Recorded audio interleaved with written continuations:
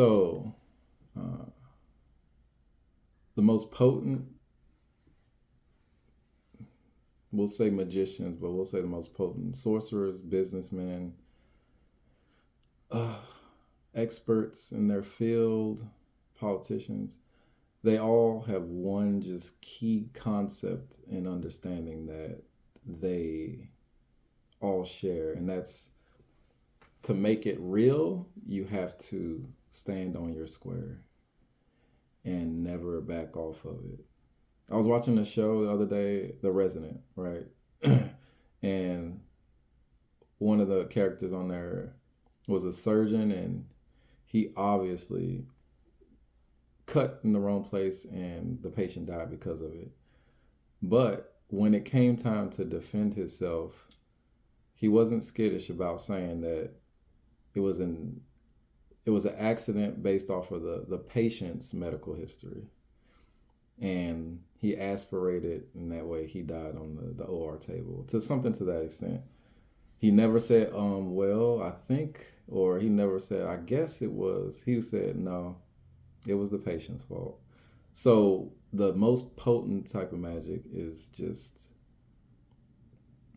oblivious to any type of opposition.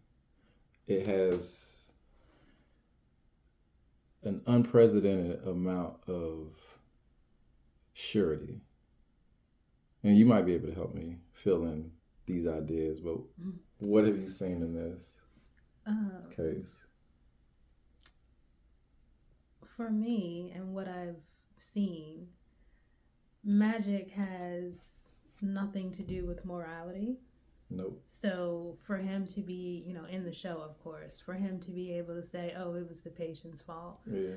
a normal person would hear that, see that, and be like, "Well, how could it be the patient's fault? Like they're the one being operated on," and he's not really concerned about that. He doesn't really care if it was really his fault, or the patient's fault, or not.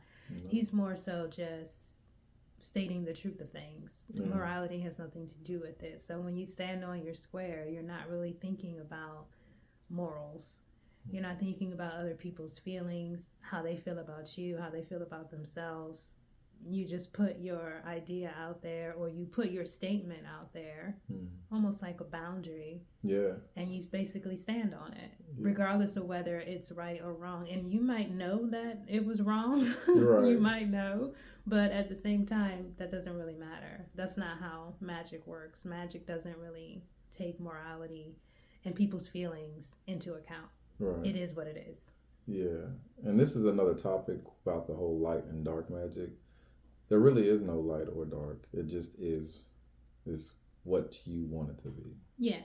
There's no such thing as dark magic or light magic. That's basically rooted in racism, and they want to, yeah.